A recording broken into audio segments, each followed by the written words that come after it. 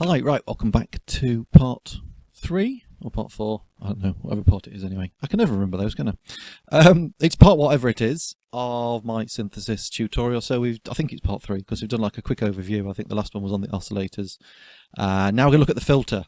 So this is where I get all geeky because I love filters. 3 things you need in your life: the love of a good woman, alcohol, and filters. That's all you need to keep you happy, if you're a geek like me anyway. Right, so enough of that. So in the same way as we looked at the oscillators on the analog device in Ableton, and then this thing, the Electro 2, whatever it's called, for software synths, and then we're going to still do the micro brute over here for a hardware synth. So, right, let's just turn this right. Just give me 1 second because I've forgotten what I was going to do. Hold on. That's it. I've remembered. Yeah, obviously not with it at the moment. Right, so if we look at analog first, we do have a filter envelope setting down here. Filter envelopes is going to come up in a later part when I look at envelopes a bit more, but this is kind of determining how the filter will kind of work over time. So it will kind of instantly go up to there, it'll instantly sort of open, and then it'll go down back to where it started. So we don't want that to affect it at the moment. So what we're going to do on analog is put that as 0 in the envelope section, and then that should turn that off. Okay, because if that's on, let's see, just check that, because when that was at 4, okay, yeah, you can hear we get, if I just sort of show you very quickly. Okay, if you hear that, you get that quick dip down, like dong kind of sound. So if we turn that off, okay, the envelope's not now affecting the filter, which is what we want. Just so we're not getting any weird sounds as we play it. Right, I'm going to kind of concentrate to start with mostly on the low pass filter, because that's probably one of the most common types. It's the one I use most anyway. Basically what happens is a low pass filter will let the low frequencies pass through and reduces the high frequencies. So as we turn the filter down, you'll see the upper frequencies and harmonics being reduced in volume or filtered out, hence the reason it's called a filter. What I'm just going to do, is going to stick an auto filter in here. Just to sort of show you the shapes that we can get. Let me just shift that little thing out of the way first of all. Let's just turn that down like that. Right, so that is the shape of a low pass filter. Okay, so what happens is anything within here, any sound in here will be unaffected. Okay, and anything above here will be cut out. So as we turn that down, okay, you can start to hear the high end going, and I'll show you a bit more on the spectrum thing up here in a sec. Right, so that's a low pass. The other way round is a high pass, which basically works the opposite way round. Okay, so anything in this area under the blue line here will pass through and it will cut out the low end. Okay, like that. We then have a band pass, which is this, which will filter out everything kind of either side, so it's kind of like keeps the middle sections in. Okay, so anything in this triangle shape here will pass through, and obviously we can change the shape and so on of that with these other controls. We then have what's called a notch filter, which kind of like works in the opposite way around to the band pass, which will sort of notch out these filters here. So this stuff, the lows and the highs here, will remain unaffected, and it'll just take out these frequencies in this section here. So just for ease of, so I'm not having to faff about with the mouse on here, I've got this set up on push, so I can control it from my push controller. So as I turn my dial, hopefully you can see this one here, I'm just turning the dial on push, and you can see that is now moving. So basically we're going to start with the filter completely open. Okay, so it's right up at the top and no resonance, and we get this nice bright buzzy kind of sound. So as I start to turn the frequency down, that's going to filter out all this stuff up at this end. Okay, so if you keep an eye on this bit, you'll see these top harmonics start to reduce in volume.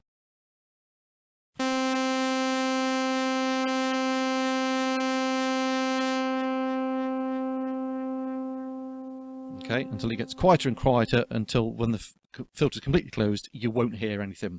Okay, so if you can see these bits here, look, have reduced in volume. If I now turn that back up, you can see the volume's coming back up. We've got a couple of different settings that we can have on the filter, which is a LP12 and LP24. If we go to the 24, there's loads of different settings here for the high pass and informant and whatever. We'll cover these in a sec. So the 24 decibel filter is going to give you a steeper slope. So that what happens basically is the volume will drop by 24 decibels each octave, whereas a 12 decibel filter is a shallower slope. So each filter is going to give a slightly different sound. A good example just to show you that is if we look on EQ8, just stick this in here. I think I can get that up as a big display. Yeah. I've lost my controls. Where are they? Here.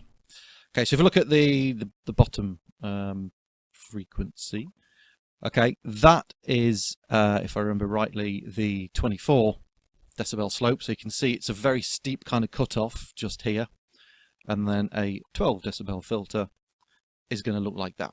Okay, it's going to be a more gradual slope. So it's going to give you a different sound. So it's just really a case of experimenting with the sound that you want. So that's what those bits mean. Okay, let's bring that back across there. So let's have a look at the other instruments then. So if we go over onto the TAL.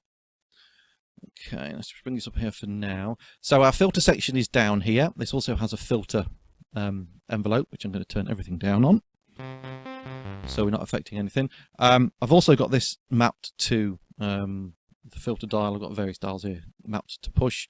So as I turn push, you should be able to see this moving. Okay, the cutoff. Okay, there's no resonance at the moment. I'm going to come to resonance in a minute. We're just doing cutoff at the moment. So it's going to work in exactly the same way. Play a note, turn the cutoff down, and you can see those upper harmonics starting to disappear until we get no sound at all. And then if we go over to the micro brute, so if you're looking over on the camera, bottom corner here, the filter section on the micro brute is here, and got the resonance all the way down. There's no filter. If that's in the middle, the filter. Sorry about that finger. There's no. Jeez. Yeah, well, filter envelope thing here, right? There's if it's in the middle, the envelope is not affecting the filter, right? Okay, and this has also got a low pass, a band pass, and a high pass. So filter completely open is going to sound like that, and then as we turn the cutoff down, okay, it's basically the same thing, right? It's going to get rid of that sound. Right, let's go back to, I'll quickly go through the other filter types, and then I'll look at the resonance thing, and then that will be it for this video. So, if we go on, we'll go high pass first. Let's get this back up here. And okay, so basically it works the opposite way around. When the filter's all the way up to the top, we don't hear anything, and then as we bring it down, okay, we start to hear stuff. So what's happening with this, as a high pass filter, it's letting all this stuff through unaffected, and it's taking out the bottom end this time. So there's the, let's go down a bit lower so you can hear the, right down, right, so you can hear that bottom end disappearing. Okay, so you can see those reducing in volume until it disappears completely. Same thing on the TAL. What filters have we got on the TAL? We've only got a high pass, low pass, and a band pass. Let's go for the high pass. Let's get my device on here. Okay, so same thing. Let's go with a low note, and okay, we filter out the bottom end until we don't hear anything. Okay. Okay, so if we come back to analog, I was going to do the band pass and notch now, but I'm going to do that with the resonance because you can see it a little bit easier on here. So let's just basically we'll have a look at the resonance first, and then we'll do the band pass and notch. So if we go back to a low pass filter, what happens is with the resonance at the cutoff point. Okay, let's just bring up our friend auto filter again. I can show you on here. No, in fact, yeah, I'll do it with that one. Let's just shift that out of the way. Okay, so when we've got a smooth filter like that with basically no resonance, you can see that's all the way down. So this is sort of the cutoff point here. Right, so as we turn the resonance up, what that does, it amplifies and boosts the volume at that cutoff point, which can get some really nice, interesting sound. Okay, so what's happening is you're getting a boost of volume here, and then it drops off there. So if I demonstrate that, and this is great for doing what are called filter sweeps. So let's get me back on my device on here. Okay, so normal low pass. Okay, taking it off there. Now watch around what hit round here when I turn the resonance up. Okay, I'm going to just keep that note and I'm going to gradually turn it up. Okay, so you can see this peak now starting to increase just here. And as we then take the frequency down, you'll see that move down.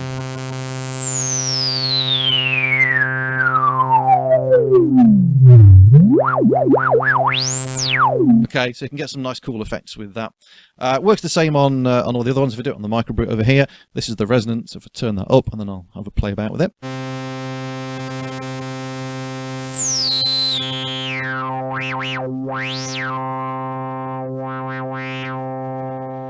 Okay, so great for getting like, you know, really nasty, dirty sort of sounds.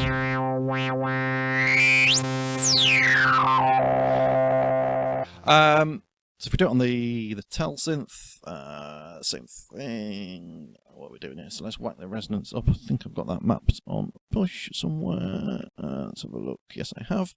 So if I turn it all the way up, and again we'll just do a filter sweep so you can see what that looks like. Wow, that's loud. Not loud. That's high pitch. Right, actually we're on band pass here, that's why. I'll come back to band pass in a minute. Let's just do the low pass again.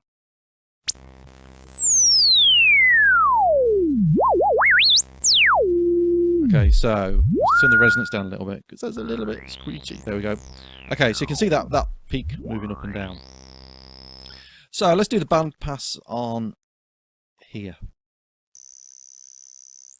Okay, so hopefully you can see it's a slightly different shape because what's happening is it's sort of reducing the stuff down here and it's reducing the stuff down here, and in between it's letting that stuff pass through. Okay, so we get sort of a peak boost in the middle, sort of this kind of shape. Okay, we'll go back to analog, and then the notch basically just works the opposite way around. I'll turn the resonance down a bit for this first so you can sort of see. So that's, look, it's notching out filters here. Okay, so it's kind of like making a notch in there as we go through it. All right, we've also got on analog what's called a formant filter, which can give us like quite interesting sounds. Kind of acts like your mouth, sort of gives a human speaking type sound.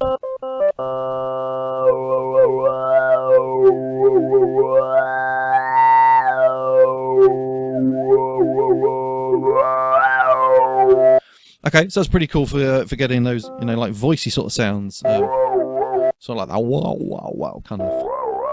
That sounded just like me then. Okay. So yeah, they're the basic kind of filters that that we get on a synth. So it's just really using them to get whatever sort of sound you want at the end of the day. Like I say, mostly I generally stick with a low pass, but obviously you've got those other ones available if you want them. So thanks for watching. Hopefully that was of interest and gives you a little bit more insight into the world of filters. And yeah, go filter and see what you can come up with. In later episodes, we'll look at how we can affect the filter with the envelope, looking at this section down here, and also we can affect the filter with an LFO. But again, that's all coming up in later videos. So thanks for watching. Please like, subscribe. If you've got any questions, leave them in the box below. And yeah, that's it. See you on the next one. Cheers.